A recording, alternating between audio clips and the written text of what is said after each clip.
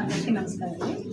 ఈరోజు పలాసలో మరి శ్రీధర్ అప్పలరాజు గారి బాబు మరి ఎన్నో రకాలైనటువంటి దెబ్బలు తగిలి తరఫాను జైల్లో ఉండడం, మరి శ్రీధర్ అప్పలరాజు గారిని కూడా రిమాండ్లో ఉంచడం, ఇది చూసి అసలు చాలా బాధగా అనిపించింది.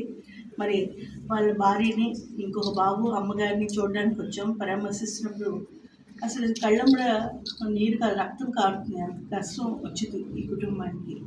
అయితే ముందుగా యాక్సిడెంట్లో చనిపోయినటువంటి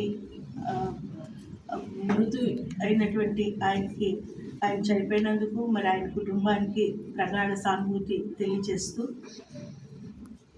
మరి ఈ విషయాన్ని యాక్సిడెంట్గానే మనం చూస్తే బాగుంటుందేమో, యాక్సిడెంట్ని రాజకీయంగా చేస్తే చాలా తప్పుగా అనిపిస్తుంది.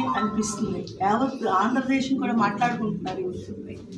కక్ష సాధింపు కనిపిస్తుంది, కక్ష చర్యలు కనిపిస్తున్నాయి, పగ తీర్చుకునే విషయం కనిపిస్తుంది. కానీ ఎక్కడ కూడా ఇప్పుడు ఆ డాక్టర్గా ఆ బాబు వెళ్ళిపోతున్నాడు డాక్టర్గా చదువుకోవడానికి.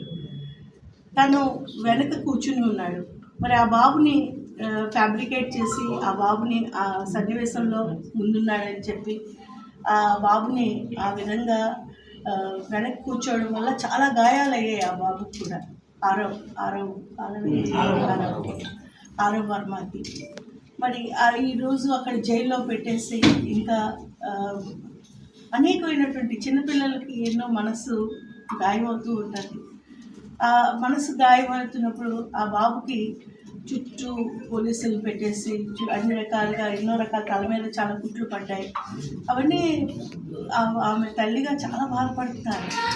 అంటే మేము కూడా మాకు ఆ వయసులో చిన్న పిల్లలు అందరూ, నాకే కాదు అందరికీ ఉన్నారు పిల్లలు, అందరం కూడా బాధపడతాం. ఇది పిల్లల తాలూకు భవిష్యత్తును మనం దృష్టిలో పెట్టుకొని అక్కడ ఈ విషయాన్ని ఒక యాక్సిడెంట్గానే ఉంటే, అంటే చట్టంని యాక్సిడెంట్ పరమైనటువంటి చట్టంగానే చూస్తే అంతా బాగుంటుంది. కానీ ఇలాగ పగ తీర్చుకునే విషయంగా, కక్ష తీర్చుకునే విషయంగా ఈ కుటుంబం పైన జరిగినటువంటి అన్యాయానికి తీవ్రంగా ఖండిస్తున్నాం.